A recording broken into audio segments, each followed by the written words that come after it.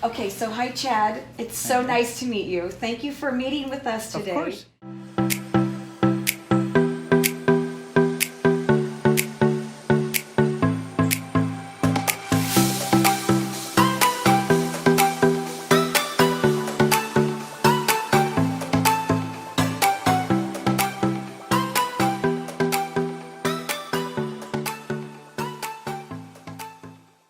So Chad is our hero of the month for our upcoming issue in May because Chad is a man who takes a stand for Christ. And Valanda and I, we are just so honored that you're sitting with us today. We're just going to ask you a few questions. Of course. And then if there's something you don't want to answer, just say you don't want to answer it. And it's okay, we'll move on. Oh, sure. Put that on camera now so everyone knows that I can't say no.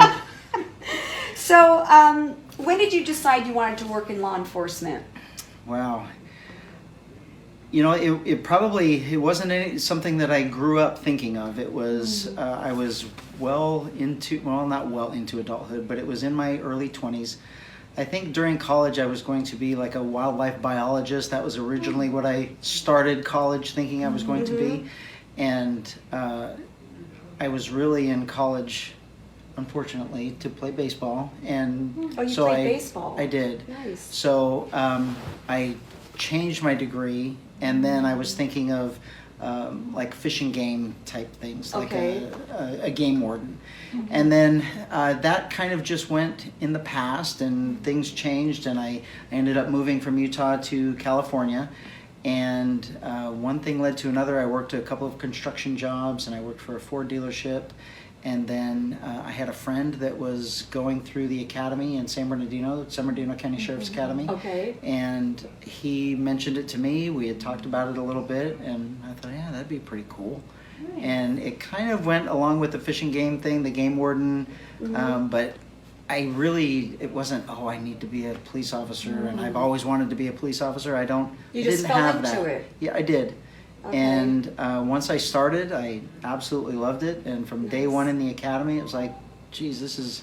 You loved it. I did. And I love it more today than I did that first day. Amen. And that's awesome. I wouldn't do anything different. I couldn't even see myself doing anything different. Oh, that's awesome. This is a side note. How does your wife feel about you being a police officer? Or being a chief now? How did she feel about it when you first started as a police officer? She was fine with it. Yeah. She was fine with it. She knew what it was. She knew what we did, and she knew the dangers, and it was okay. She also believes that while we may be afraid of things, you pray for it, and if it's going to happen, it's going to happen, and those things are out of our control. Right. And we do the best we can to rid ourselves of the stress and the bad thoughts and the fears and everything else. And it's always, she knows that it's been great for our family. It's been great for my kids. It's been good for us. It's provided for us well. And it took a big transition for her, me deciding to run for this office, and she was unbelievably involved. She was probably more responsible for all of the campaigning than the people that I paid to run those things. I bet. So I certainly couldn't do this without her, and I couldn't have done that without her. Oh, that's great.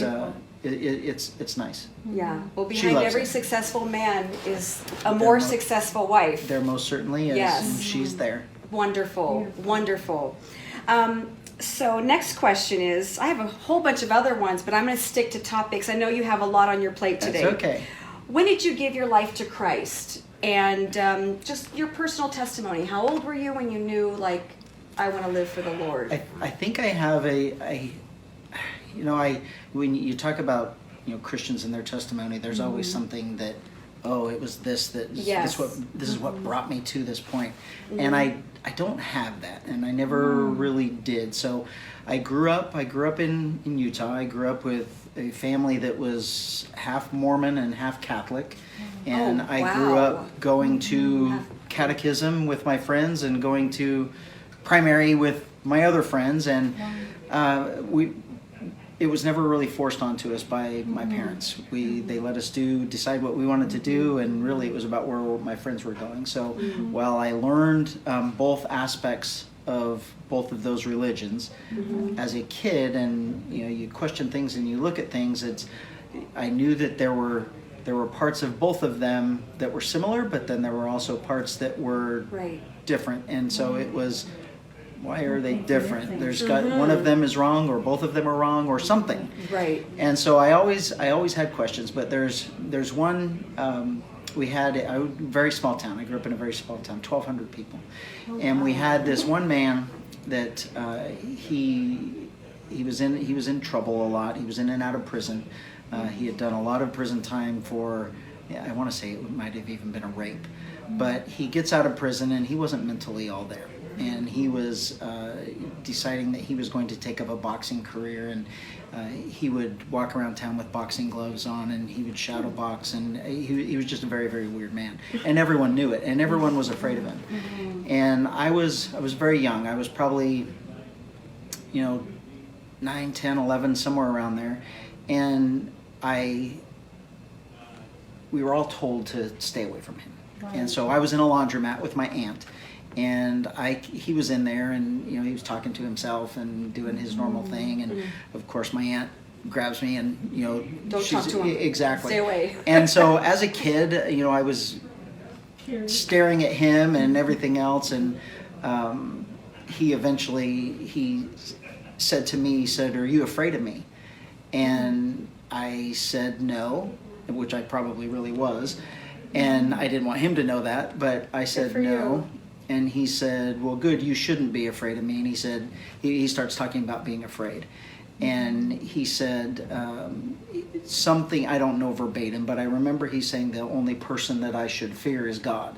And he said, "Don't ever be afraid of anybody. You should fear God, only God." And he always walked around with he was always in boxing gloves. You never saw his hands. It was boxing gloves, but he always had a Bible.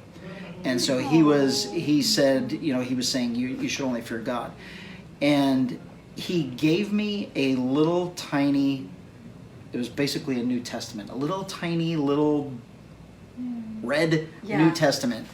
And I put it in my pocket, and he ended up leaving, and my aunt yelled at me for talking to him.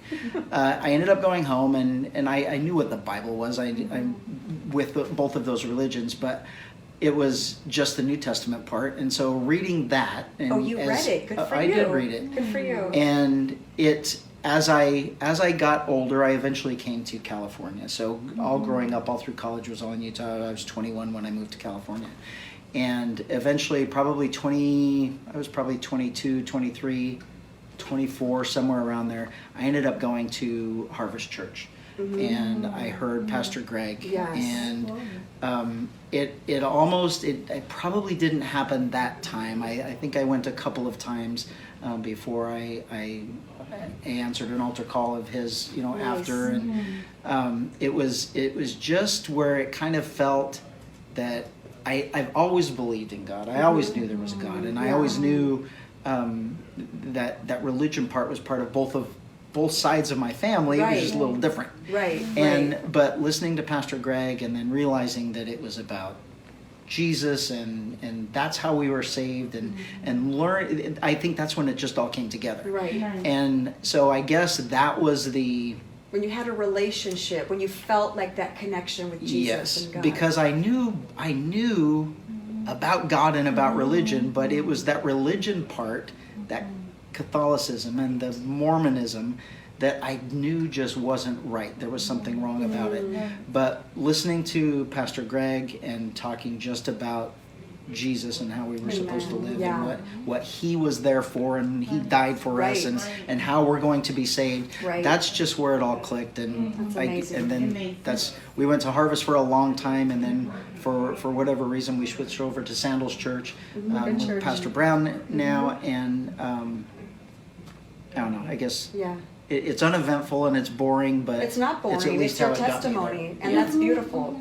I always tell people whenever I meet people, we meet a lot of atheists, believe it or not, still. It's crazy to me, because the Bible's literally proven.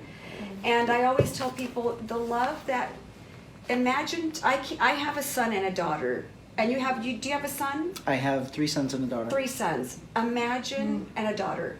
Imagine one of your children, any one of them, and you have to watch them hang on a cross and die. Could you do that? No, I couldn't do that. And God put his begotten son. Begotten means, if you look up the word begotten, it's his son. It's not like an angel that he chose. And so I tell people, you're given this gift, and you just don't even want to search it up and see. And the love that God has for us, it's insane. Yeah. And I don't get it. But I mean, it's like my husband said, a lot of people want to just live their life. It's easier. Yes. It's easier if you don't have to be accountable, if you don't have to answer to anything or to anyone. Yeah. Exactly. Not today. That's right. Not today. Exactly. Have you ever witnessed a miracle while on the job? Oh boy. I'm sure I have, and whether I don't know if I've really thought of them as being miracles. I certainly have seen a lot of horrible things that ended up okay, and things that where it's like, that person is no longer with us, and then sure enough they are. So how it worked out, I'm sure I've just never thought of it that way. Okay. I don't know. I'm sure I have. Right. I mean, you probably witness miracles every day. We'll have to come back. Yes. You have to remember them. Maybe he'll have us back again. Yes. I know there are miracles. There's miracles, right. all the time. Right. I have one of my sons. I know is a complete miracle. He was born 3 months early, and he was not supposed to breathe when he came out. The tests, the doctors, they said he's going right on the ventilator. He's, this is what your life's going to be from, this point forward. And he was born, and he came out crying, and the doctor looked at the nurses, and then everything froze. Because that's not what they expected to happen. He wasn't supposed to be crying. And he never went on a ventilator. His lungs were fine, even though he wasn't old enough, even though he wasn't. The test said that he wouldn't. But his mom and dad were praying parents. That's the difference. Yes. Right. And it's funny because I was going through that whole process. I remember they walked me through everything, and we were in the hospital for 2 weeks, almost 3 weeks, up until him being born. And they had prepared me what he was going to look like and what was going to happen with the machines, and they showed me this whole thing and how I was supposed to take care of mom and everything else. And it just it never bothered me. And they always, there was, you need to realize this is what's going to happen. And it's like, okay. And I never really thought it. It wasn't a surprise to me when he came out breathing like it was to everybody else. Because I think I just, not that I knew it was going to, that he was going to breathe, but I knew there was a very, very big calmness that he's going to be okay. So it's going to be all right. And sure enough, he was. And I know, looking back now, and I don't know if I thought of it then, but looking back now at what we were told and how that happened, I know that was a miracle. That was not supposed to happen. Right. And it was a hand on him that let him breathe and make that happen. So it's something. It's one of those things that people talk about proof and science and everything else, and it's like, well, that proved it to me. I mean, you can't. How old is your son now? He's 27, and he's in the Army. He's a captain in the Army. Oh, nice. Her son just left too. Oh, very nice. The Air Force. Very nice. So military men. Military men. That's great. That's a beautiful story. And when you arrive in heaven, what's the one thing you hope to hear God say to you? She said something hilarious. Welcome. Oh my goodness! She said something congratulations. I don't know. She goes, on the way over here, she's like, I go, what would you say? So we were like going back and forth, and she goes, I just want him to say, come on in, you made it. And we were just laughing. So no, you can't use that one. She already used it. You got to say something else. Like what's something you want him to say to you? I don't know. Well, this is a surprise. I mean, I don't know. I don't think so. I think a lot of what I do in police work and my thought process, and even my wife tells me this all the time, that I need to think more about yourself than other people, and do this for yourself, and stop doing things for others. You need your own time too, or your own things.